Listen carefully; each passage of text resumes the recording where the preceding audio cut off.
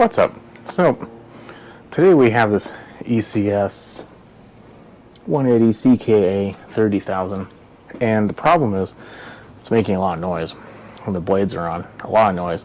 Sounds like whirling and shattering under no load, so basically just spinning. After a while I realized it was because the bearings in the spindles are bad. Happens. So we have a set of new bearings, 2 for each, one at the top, one at the bottom. They should be the same. Here is the bearing. At the time when I purchased them, they were $11 each, or you could get like a pack. I got the pack. I think the pack was like $36. Not all that bad. So what we need to do is we need to remove them. Now, you don't necessarily need to remove the air cover right here, but it's going to make access a lot easier, and we need access for this one. This one's a little bit different. It has the pulley on it for the belt and all kinds of nonsense. I've already taken the other one off, as you can tell. That's how I found out what was the problem, so I could order the parts. So what we're going to do is we're going to set you down. I'm going to explain why and why we're doing this instead of other options, and then let's go back to work. So let's talk about why we're doing this instead of just buying new spindles. Well, the main reason is cost. So we're just doing this to save a little money. New spindles are quite expensive, and as long as the housings aren't damaged, then they work just fine. So in my opinion, there's really no need to purchase a whole new spindle. And let me explain the problem with a new spindle. The bolt to hold the spindle is right here. It goes in from the bottom. Now, that isn't a problem. I mean, probably more inconvenient, but it does afford the opportunity not to have a bolt head on top. The problem comes is the material. Their bolt is steel. This deck is steel, but this piece, which is also this piece, is aluminum. Anyone who's ever worked on metal going into aluminum will tell you, over the course of time, stuff starts to get corroded. And the two dissimilar metals don't really like that, and they will kind of weld themselves together. So while it would seem like it'd be super easy to just buy a new spindle, oh yeah, the hose is there, the crank vent, and take the blade off, take the spindle off, take all this nonsense off, install a new spindle, no, it really isn't. Because when you try to take it off, it's pretty much like a 90% chance, in my opinion, depending on the corrosion, of course, if it is even going to come off or come out. The bolt head almost instantly snaps. I've tried getting it hot, cooling it down, quenching it, all that. Let it sit there multiple nights with PB Blaster or whatever. I'm kind of wondering if I should take out this stud. I think it should be fine. And no matter what I do, they almost always break. So this affords us the opportunity to not have to drill and tap a new hole or buy a new base plate, because that can get quite expensive real fast. So in my opinion, if you are given the opportunity and you need to replace the bearings in the spindles, don't replace the whole spindle. It's more expensive, and you're probably going to give yourself a whole lot more work than you originally had thought that you're going to be needing to do.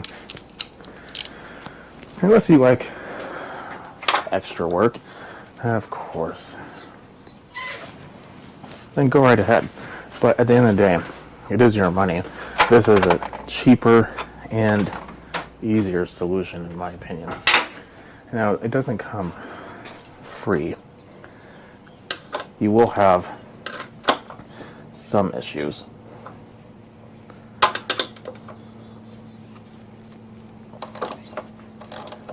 There we go.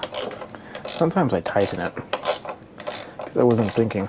Anyway, the main issue is just removing them, but trust me, stay tuned. I'm going to tell you a trick on how to remove the bearings very easily. It requires probably just a trip to your toolbox, but if you don't have it, it requires a $8 trip to Harbor Freight.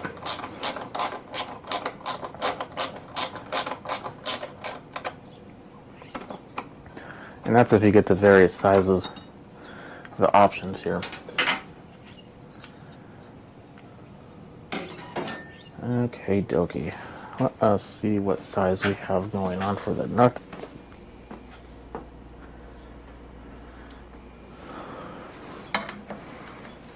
Perfect. We have a 19 millimeter.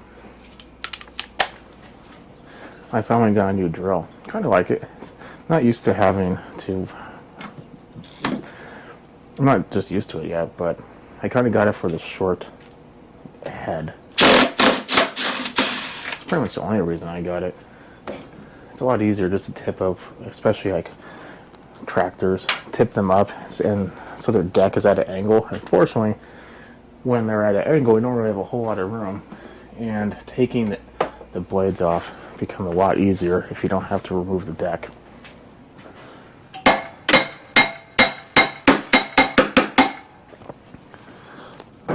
That's a brass hammer, by the way. Well, it doesn't seem like it's wanting to come out.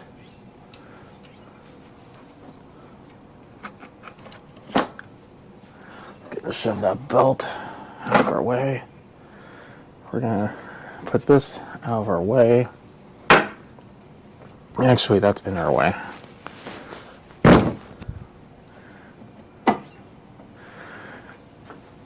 Originally, when I saw one side already needing more, I didn't even bother to look at the other side. So we very well could have a problem on both ends. But I'm also pretty much just going to replace all four of them anyway, just because if you're already doing one, it's really not a whole lot more work.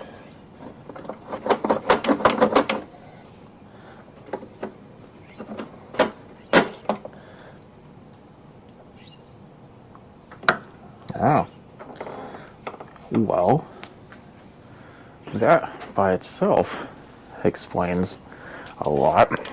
Look at this. The bearing completely exploded. So, yeah, good thing I got bought four, huh? Which, I don't want to say this happens often, but it's definitely something that is a maintenance item you need to remember to do, because these are sealed bearings. You don't grease them, so inevitably you're gonna have to do something like this. I'm gonna spend a little time. I'm gonna hammer that down. The whole thing just comes right out from the bottom, but it's also at an angle. I don't think it's gonna be long enough, so I'm gonna tip it up, and you're not gonna see a whole lot anyway. Well, got done hammering it out, and look, the bottom completely seized to the shaft. So that's no fun. Let me make sure nothing was damaged in the actual spindle. I don't believe so, but I'm gonna do a little bit more investigation because I really do not want to have to replace the whole thing. Unfortunately, I'm having a pretty hard time removing this last one. So what I'm gonna do is I'm gonna get it really hot, and then I'm gonna put in my vise and try to hit it on the side with a hammer. It's toasted anyway, so it's not like it's going to be a problem, but you should never do that to a bearing that you want to keep. We got it done. So, should be good to go. Everything, I might clean it up a little bit with maybe a light surface disc or something. Not like the grinding wheels, but like the purple or blue ones. Might use that. Anyway, moving on. Now, the trick I was going to show you follows like this.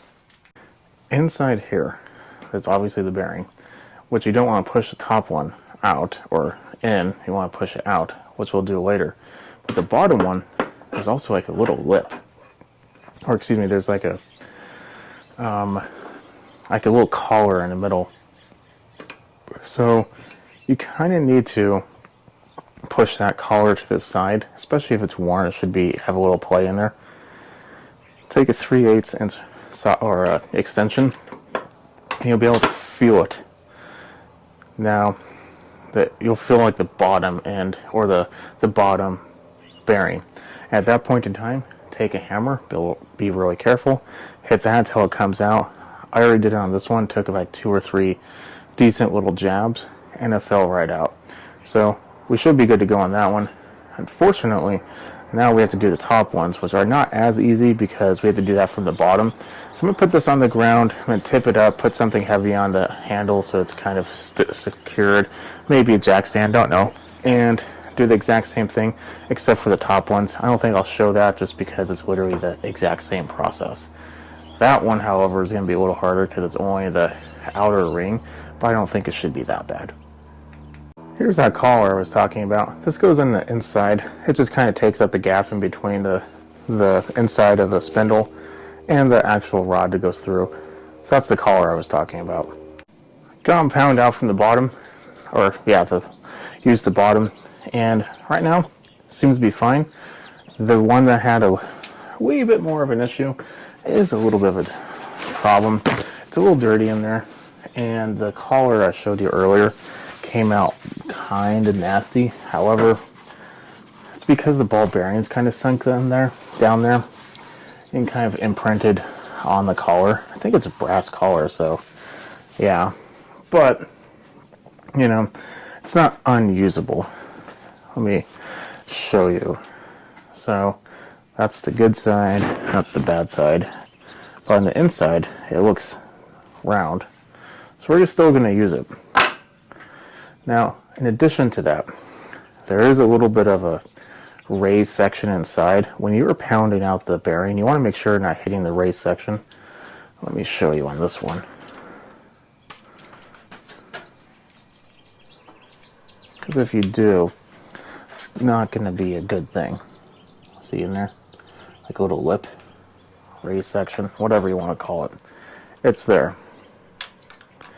Now, in addition to that, I've already done this to what we're about to do on the bottom, so we don't need to do it twice. We're going to put the collar in there. Perfect. And we're going to take our new bearing. How you install bearings is different from what they're being used for. If the compressed side is on the inner part of the bearing, you hit on that end. It's on the outside, you hit on the outside of it. Our compression area is on the outside, so we are going to do that. Kind of push it in place as far as you can. Then I'm going to take a brass hammer. This bar might be in our way here soon.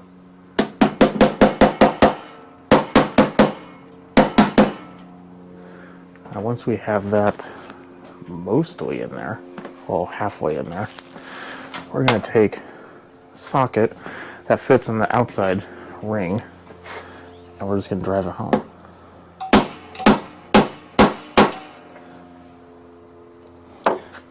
This one is going to be hard because of that carburetor and the bar, so we may need something else.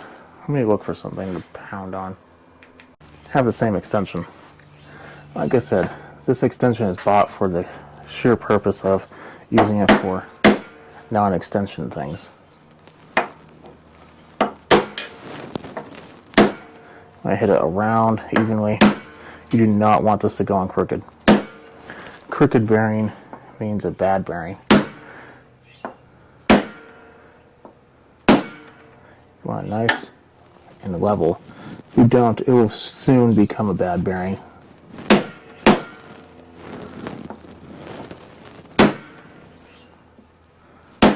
Straight and level.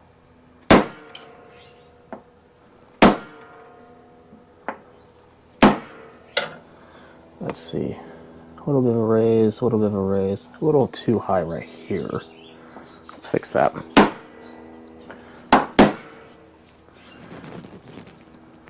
I like that. So we should be good to go on that one. Let's do the other side. Okay, let's go ahead and grab the new bearing.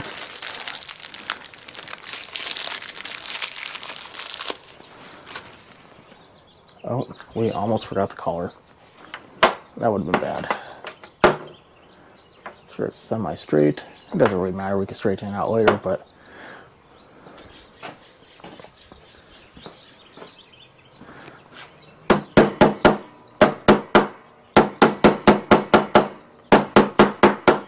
remember, outside I'm not hitting the interior.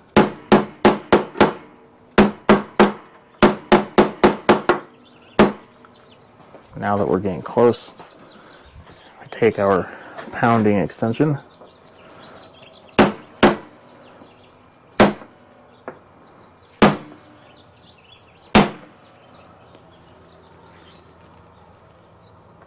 Little high right there. There we go.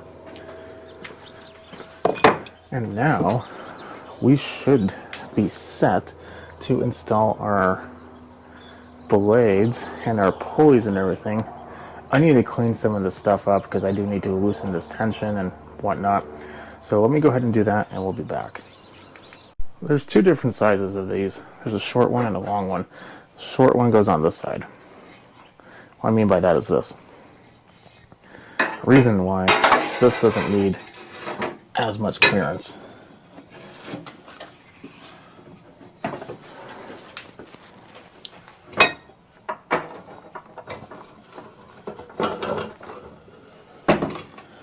Oh, I need to stand where you are. In fact, I'm just going to do that.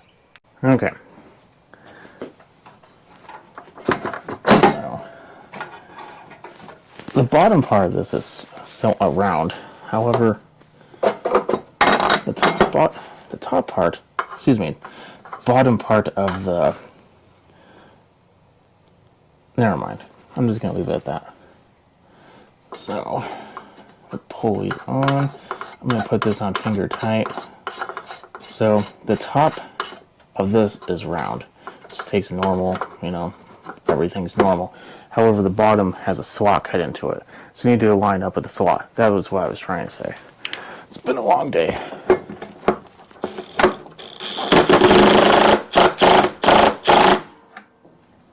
There we go. Spins nice and freely. Now, I need to do that to the other side, and then we'll put the belt on. Okay, I know what you were saying. Skipped a little bit. I understand. My apologies. So let me explain what I've done. So, this is a timed system. This is a new belt. The other one was pretty much toasted. I cleaned this up, loosened it up. Even right now, it's pretty tight. But I'm going to tighten it up a little bit more. Having said that, the timed system, this blade needs to be like this, like a straight on. There we go. This one needs to be 90 degrees out, so it's going to be like this. And then when you put your belt on, before you put your pulley on, you put these two little timing pulleys on. Put your belt on, and then we're going to put that on. That will not allow us, we won't have enough room to put the belt on. So we need to take that off. We never put it on to begin with, so we should be fine. However, oh no, I did, okay. However, something else that we need to be mindful on is when you are putting the belt on, you don't want a lot of tension, otherwise you can damage the belt. So, what I'm going to do, this is not timed at all. It can go on any orientation you want. I'm going to put that back on, and then I'll just put the main hardware back on. I'll show you everything. It's a lot better than actually watching me do it all because, well, that's boring, but I'll show you what has to be done. Okay, so it's all basically put together. I still need to put the bar and the cover and the air filter on, but that's fine. So, what we have here is a belt routing like so. That way, that is basically the belt just goes through all these little posts. Pretty simple. This cover connects to the belt that drives from the pulley. That kind of keeps the belt in line. And yeah, I still need to tighten that one though. I will have to admit, I did kind of mar the threads on this one, so I had to take a die and kind of clean them up. But I was pounding on it, try to get the bearing off, so I'm sure somewhere along the line, along the way, something bad happened. So I'm going to put the cover on, air filter on, we'll turn this bad boy on and see if the blades both work and don't make noise. Everything's put back together. So obviously before you didn't hear anything, but it was before we did anything. But basically the blades would barely even move, and when they did, they'd make such a racket. And you could literally go on the bottom and like move the blade back and forth. Not spin, but move the shaft. So let's give it a try.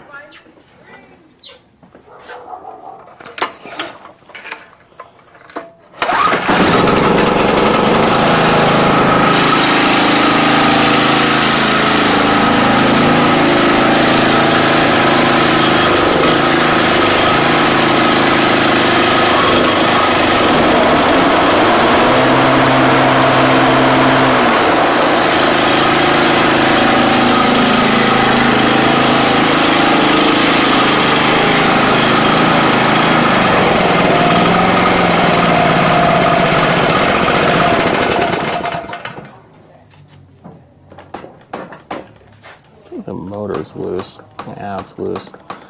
But it's not part of this video. But other than that, the blades work. And they work pretty good. As you can tell, I should have done this inside my garage because there's dirt everywhere. But the blades work, so we're good to go. I'm going to get this cleaned up, put it outside, let it run a little bit more just to make sure. But I do believe we are ready to go. If you like what you see, keep watching. Definitely subscribe. Follow me on Instagram at SmallEngine101. If you have any questions, leave a comment below. I'd be happy to answer. And other than that, see you in the next video. Have a good night.